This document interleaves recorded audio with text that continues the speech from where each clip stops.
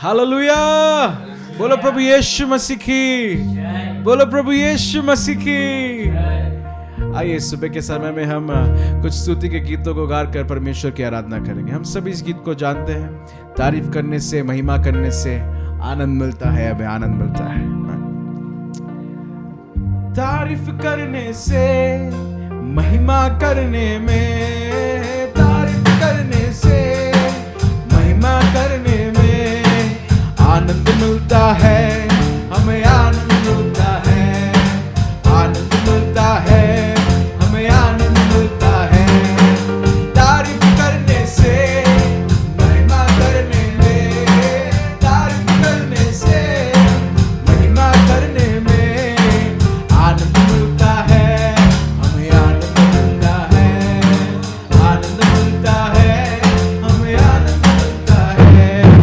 सच्चे दिल से हम जब महिमा करते हैं, सच्चे मसीह यीशु से हम बातें करते हैं। सच्चे दिल से हम जब महिमा करते हैं, सच्चे मसीह यीशु से हम बातें करते हैं।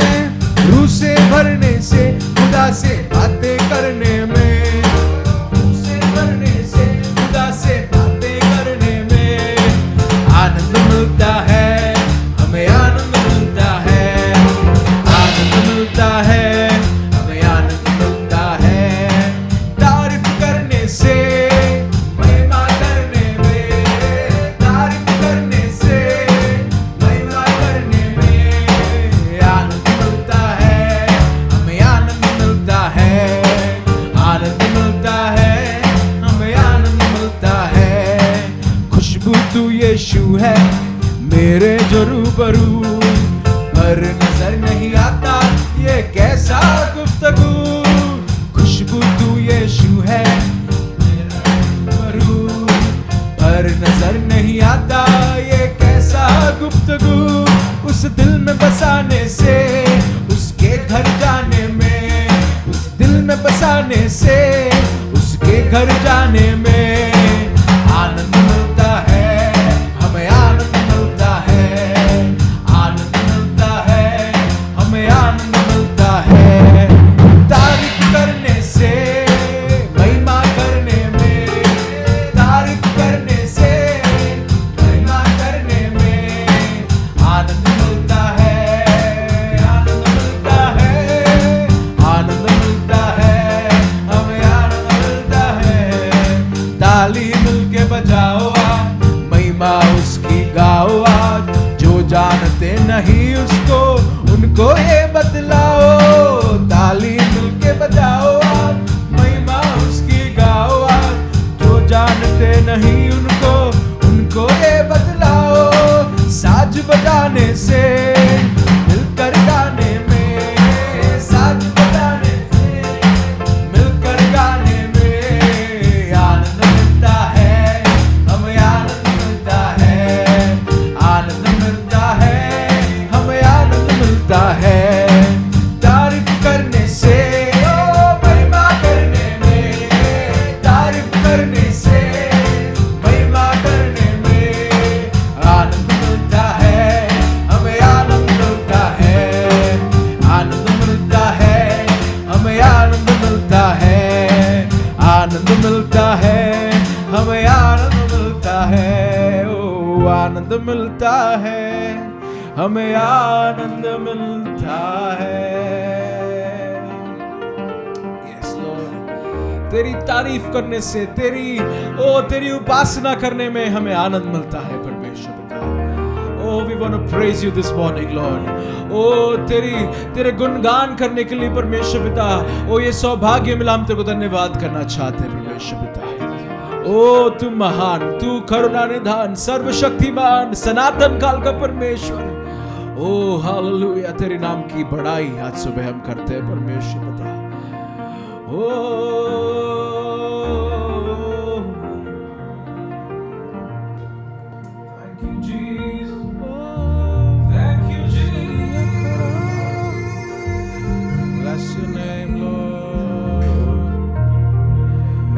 we bless your name, Lord.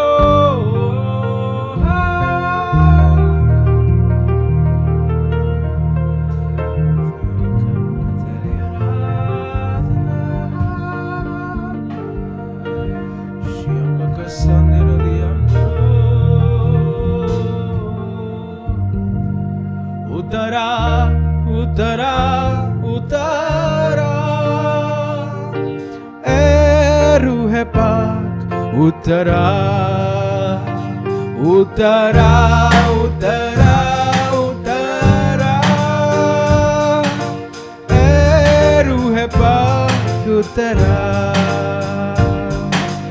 आसमानी खुशी से भर दे मुझको, आसमानी खुशी से भर दे मुझको, गीत नया दिल में ला,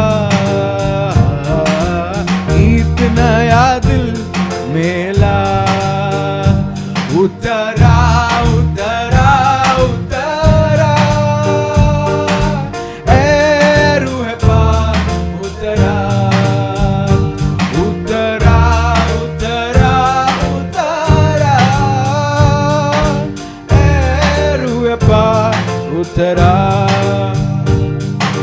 आसमानी रोटी मुझको खिला दे, कमजोर दिल को तगड़ा बना दे। आसमानी रोटी मुझको खिला दे, कमजोर दिल को तगड़ा बना दे। भरपूर कर के रज़ा, भरपूर कर के रज़ा। उतरा उतरा उतरा, ए रूह पाक उतरा उतरा उतरा उतरा, ए रूह पाक उतरा उतरा उतरा। हालेलुया, ए रूह पाक उतरा।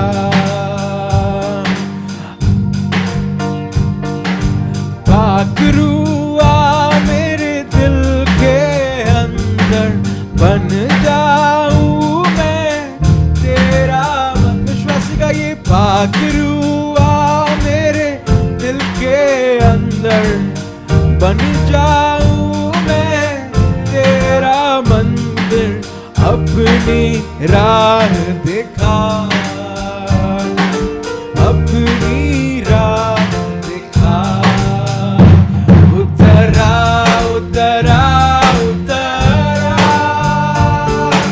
ए रूह पाक उतरा उतरा उतरा उतरा, ए रूह पाक उतरा। आसमानी खुशी से भर दे मुझको, आसमानी खुशी से भर दे मुझको, गीत नया दिल में ला, गीत नया दिल में ला। उतरा उतरा उतरा, ए रूह पाक उतरा उतरा उतरा उतरा, ए रूह पाक उतरा, ए रूह पाक उतरा, ए रूह पाक उतरा। परमेश्वर के नाम की स्तुति हो। आज ये जो सुंदर समय परमेश्वर ने हमें दिया, उसकी उपस्थिति में उसका वचन मनन करने के लिए हम अक्सर इन दिनों में ये सुनते आ रहे हैं कि हमें इस वायरस के साथ जीना होगा और कोई चारा नहीं है, इसी को साथ लेकर हमें चलना होगा।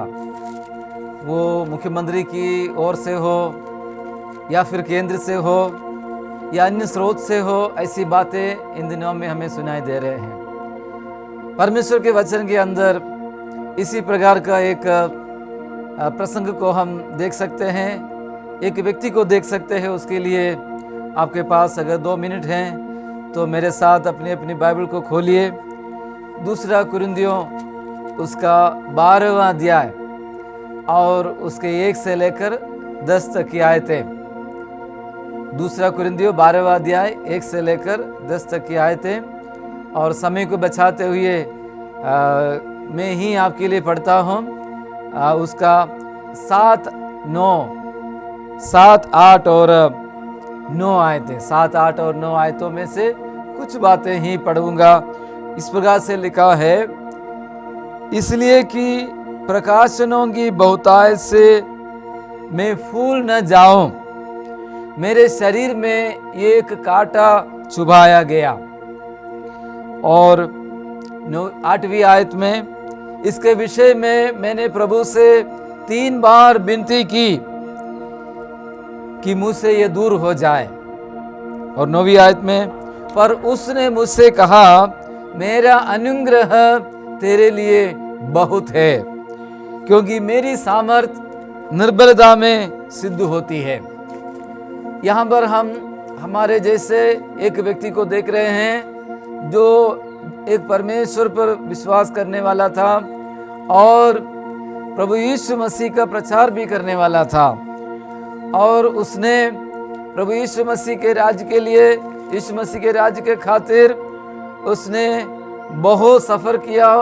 उसने कई जगह में जाकर बड़े दुख उठाकर यीशु मसीह का प्रचार कर और कई लोगों के जीवन में एक आशा प्रदान किया और एक उन्नति का रास्ता दिखाया और उनको उनके पुराने जो भी गंदे जीवन से, पुराने दुष्टता के जीवन से उन्हें मुड़ाकर एक ज्योति की तरफ उनको लेकर के आया।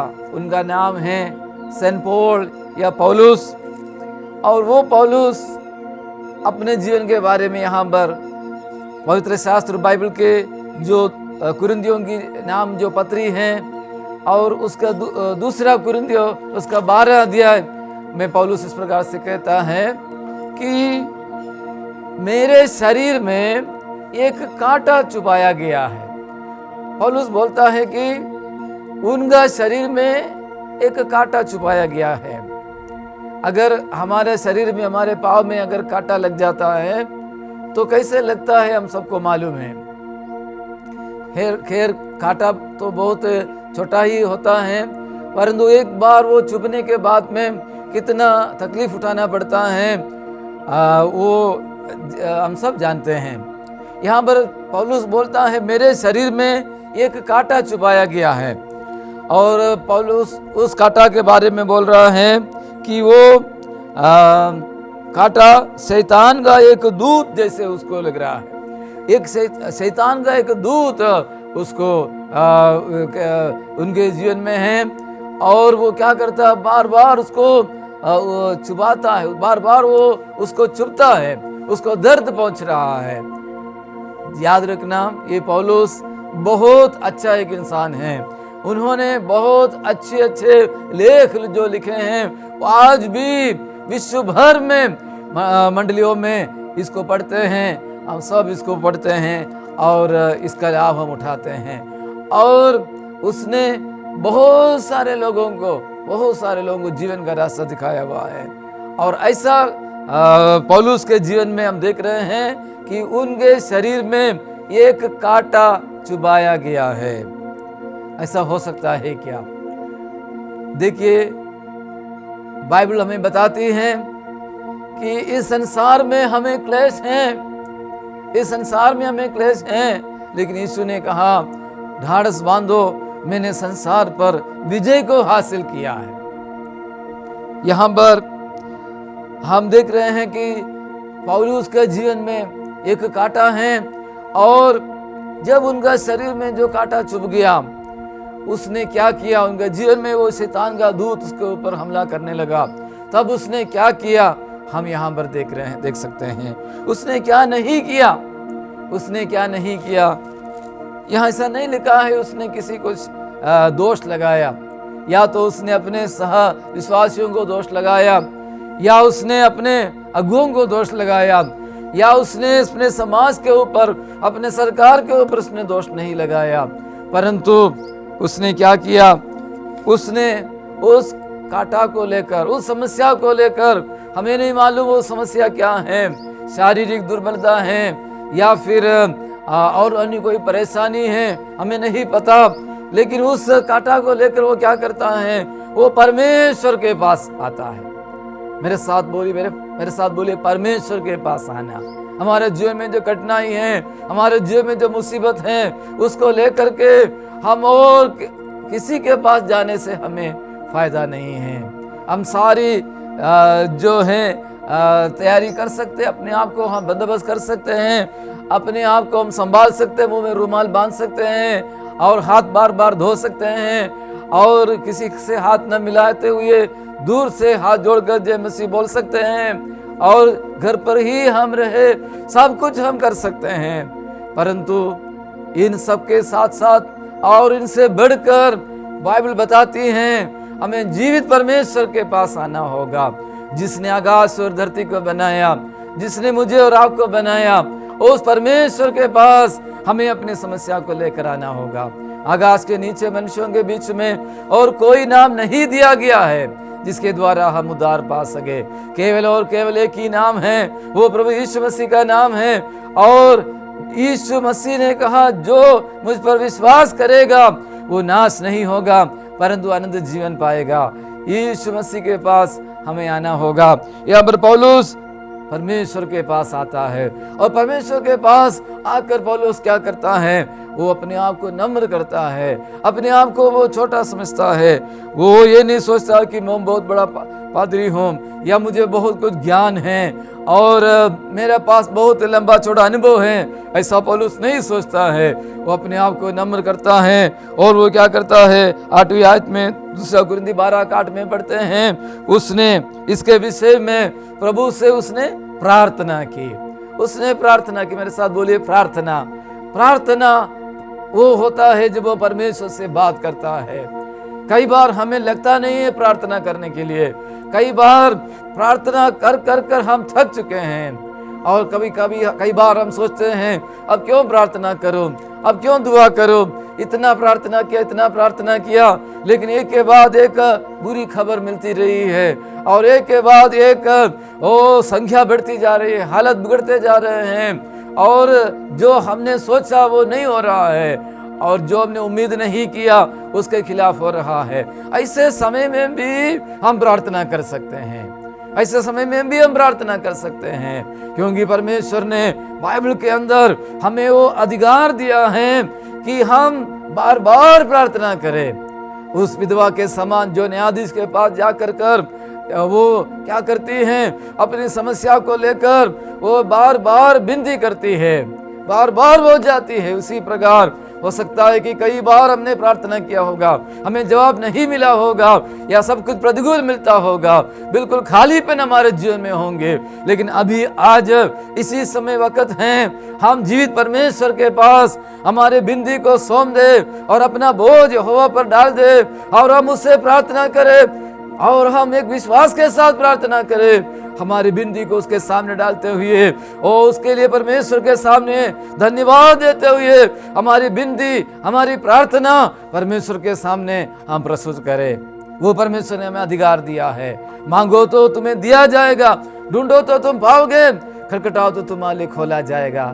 यदि हम बुरे होने के बावजूद अपने बच्चों को अच्छी वस्तुएं देना जानते हैं तो हमारा स्वर्गीय पिता अपने मांगने वालों को पवित्र आत्मा क्यों नहीं देगा। इसलिए हम प्रार्थना करें, प्रार्थना करने के लिए परमेश्वर ने अधिकार दिया है। यहाँ पर पौलुस अपना जीवन में जो कांटा है उस कांटा को लेकर के वो परमेश्वर के पास आता है और वो प्रार्थना करता है और जब उसने प्रार्थना किया उसको जवाब मिला क्या। यहाँ बाइबल में से हम समझ सकते 2 कुरिन्थी 12 से कि उसको कोई जवाब नहीं मिला। क्या ऐसा हो सकता है? हम प्रार्थना करते हैं, हम सच्चे हैं, हमने कोई बुराई नहीं की, हमने किसी का कुछ हड़पा नहीं, हमारा जीवन निर्दोष है, खरा है, हम परमेश्वर से डरने वाले हैं, तो भी क्या हमारी प्रार्थना अनसुनी की जा सकती है क्या? बाइबल बताती है, पौलुस के जीवन के अंदर से हम देखते हैं कि पौलुस को जवाब नहीं मिला। कभी कभी हमारी प्रार्थना का उत्तर मिलने में हमें देरी होती है, जैसे हम सोचते हैं वैसे हम जवाब नहीं मिलता है। परमेश्वर के विचार और हमारे विचारों में बहुत अंतर होता है। इन दिनों में हम यही सीख रहे हैं कि हमारी कई इच्छाएं पूरी नहीं हो रही है। कई हमारा जो योजना थी कुछ करने के लिए, कुछ समारोह करने के लिए, शादी ब्याह कराने के लिए और कहीं जाने के लिए, बहुत कुछ हमारी इच्छाएं थी, परंतु हमारी इच्छाएं कहाँ हो रही है? परमेश्वर के विचार और हमारे विचारों में रात और दिन का अंतर है। दुनिया के राष्ट्र के जो अधिपति वो भी घबराए हुए हैं, उनकी आवाज में घबराहट कई बार महसूस होती है। इन दिनों में वो भी बखलाए हुए हैं, उन्हें भी नहीं पता कि किस प्रकार इसका सामना कर सके। लेकिन ऐसी हालात में भी हम परमेश्वर के पास हम जा सकते हैं, हमारा प्रार्थना विषय को लेकर हम जा सकते हैं। हो सकता है हमें उत्तर नहीं मिलता हो, लेकिन क्या हम छोड़ दे? पौलुस को जब उत्तर नहीं मिला तो यहाँ 2 कुरिन्थी 12:8 में लिखा है कि पौलुस ने प्रार्थना करना छोड़ा नहीं, उसने हियाव नहीं छोड़ा, उसने सब कुछ छोड़कर चलो मैं आत्महत्या कर लूं ऐसा उसने नहीं सोचा। लेकिन वो क्या करता है? और वो प्रार्थना करता है, और वो प्रार्थना करता है। मेरे प्रियो, हमने कई बार प्रार्थना किया होगा।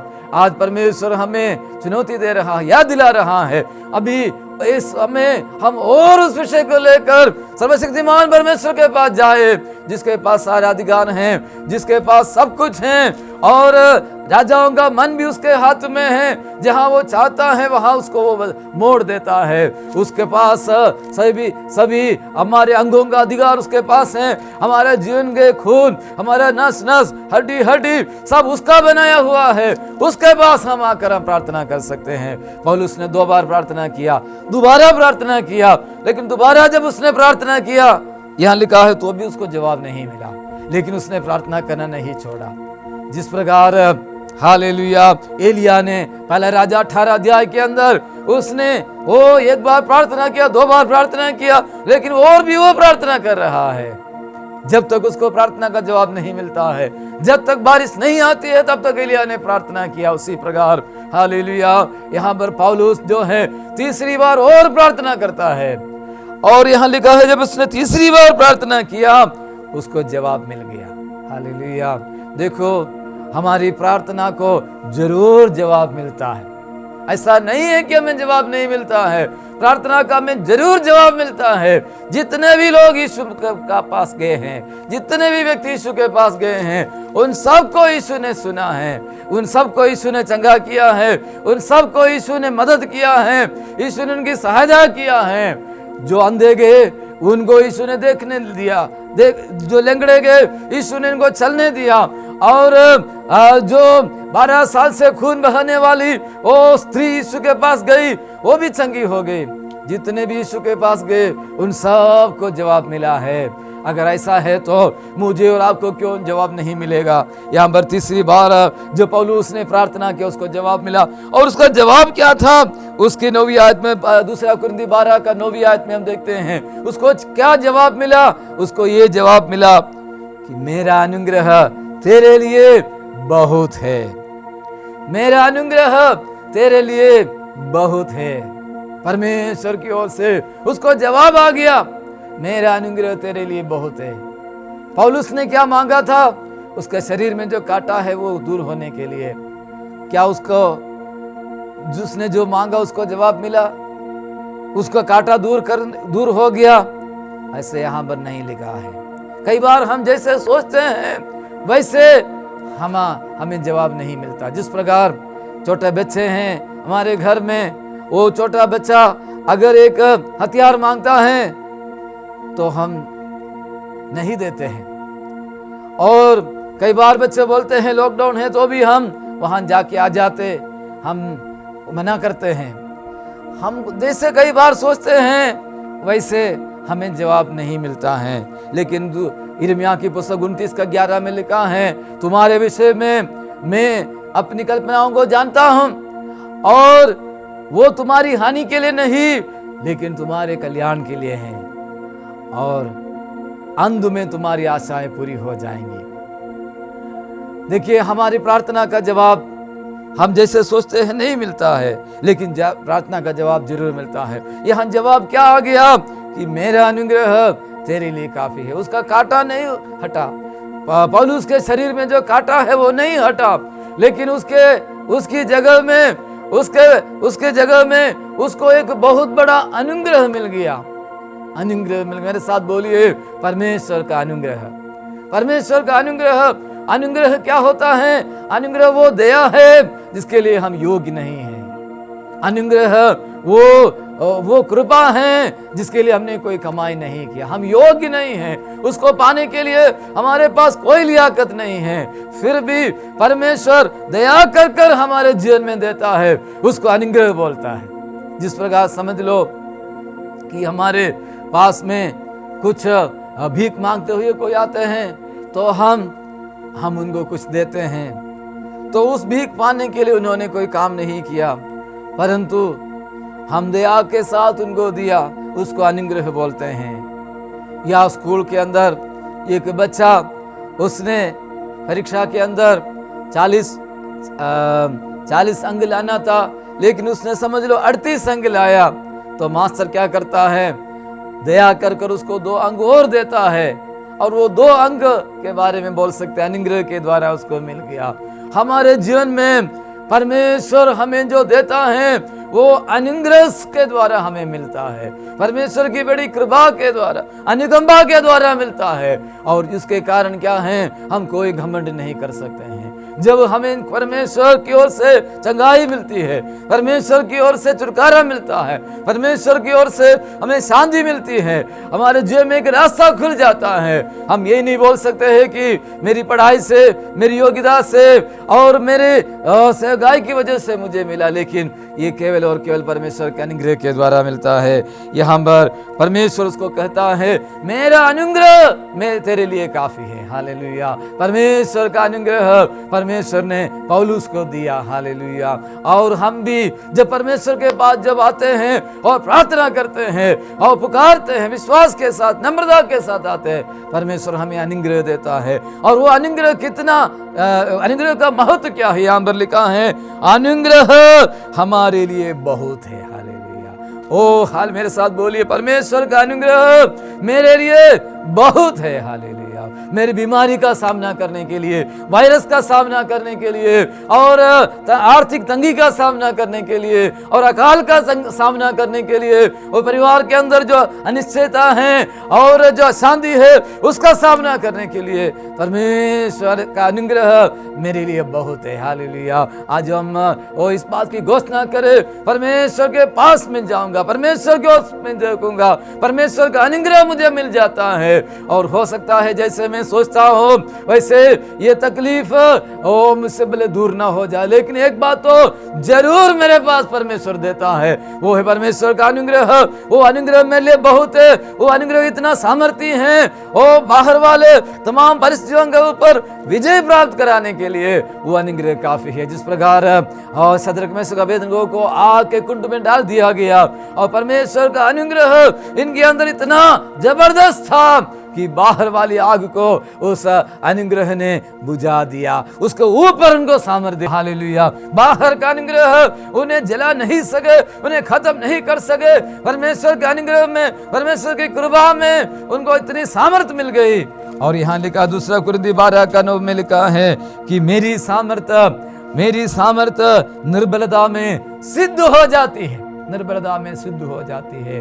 कैंसर की बीमारी में, अन्य कमजोरी में, और दिमाग और स्ट्रोक की बीमारी में, और कई प्रकार के संकट में, और फेफड़े की कमी में, खून की कमी में परमेश्वर का अनुग्रह जब मिल जाता है, वो अनुग्रह वो निर्बलता में इतना सिद्ध हो जाता है कि परमेश्वर का दास जो है, हाल परमेश्वर की दासी जो है, आनंद के साथ क्या करेगा? अपनी निर्बलताओं में भी घमंड करेगा। हालेलुया। अपनी कमजोरियों में भी प्रशंसा करेगा और परमेश्वर को धन्यवाद देता जाएगा। हालेलुया। ये अनुग्रह है यीशु के पास आने के द्वारा, प्रभु यीशु पर भरोसा करने के द्वारा ये कृपा हमें मिलती है, ये अनुग्रह हमें मिलता है। मुसीबतों का सामना करते हुए आगे बढ़ने के लिए परमेश्वर का अनुग्रह हमें मिलता है। हालेलुया। इसलिए पौलुस बोलता है, मैं अपनी निर्बलताओं में भी घमंड करूंगा और मैं आनंदित रहूंगा। हालेलुया। ओ हालेलुया। परमेश्वर का अनुग्रह मेरा बल है, मेरे आनंद है। निर्बलताओं में, निंदाओं में, 10वीं आयत में लिखा, निर्बलताओं में, निंदाओं में, दरिद्रता में, उपद्रवों में, संकटों में भी मैं प्रसन्न हूं, क्योंकि जब मैं निर्बल होता हूँ तभी मैं बलवंत होता हूँ। हालेलुया। परमेश्वर वचनों के द्वारा हमें आशीष दे। हालेलुया। आज हमारे जीवन में किसी भी प्रकार के मुसीबतों से होकर हम अभी जा रहे गुजर रहे, हमारे प्रिय लोग, हमारे विश्वासी लोग गांव में शहरों में कई कठिनाइयों से गुजर रहे हैं, उनको लेकर हम प्रभु के पास जाए और परमेश्वर के पास नम्रता के साथ जाकर हमारा विषय हाल प्रभु के सामने बताए, परमेश्वर को बताए। हालेलुया। हम बताए परमेश्वर को, प्रार्थना में बताए, परमेश्वर जरूर सुनेगा, जरूर परमेश्वर उत्तर देगा और परमेश्वर हमें बचाएगा, हमें संभालेगा। आइए हम प्रार्थना करें। स्वर्गीय पिता परमेश्वर, हम धन्यवाद देते हैं आपकी मधुर बस्ती के लिए, हम धन्यवाद देते हैं पिता परमेश्वर। और जब हमारे जीवन में बड़े संकट और बड़े भीषण परिस्थितियों से जब हम गुजर रहे हैं और जिसका कोई समाधान नहीं मिल रहा है, और पिता कई लाख कोशिश के बावजूद भी एक स्थायी समाधान जब हमको नहीं मिल रहा है, लेकिन प्रभु पौलुस के समान आज हम आपके पास आना चाहते हैं, आपकी हुजूरी में माना चाहते हैं। ओ पिता परमेश्वर, हमारी वो कमजोरी, हमारे जो डराने वाली जो परिस्थिति और हमें हैरान करने वाली वो बात हम आपके हाथ में देना चाहते हैं परमेश्वर। हालेलुया। क्योंकि आपका अधिकार है, अपने सब कुछ बनाया, सूर्य चंद्रमा को, तारों को, सब कुछ बनाने वाला सर्वशक्तिमान परमेश्वर अब हमारी परिस्थिति से बड़ा है, हमारी बीमारी से बड़ा, तकलीफ से बड़ा है। आपके ऊपर भरोसा करते हुए हमारी समस्या को हम आपके हाथ में देते हैं। तो जिस प्रकार प्रभु आपने बड़े बड़े काम किए, बड़े बड़े चमत्कार किए पिता परमेश्वर, हालेलुया, हमारे जीवन में भी आप कृपा कीजिए। ओ इस भीषण घड़ी में आगे निकलने के लिए हमें सहायता कर पिता। आपके पवित्र लहू में लाते हैं, यीशु के नाम से मांगते हैं।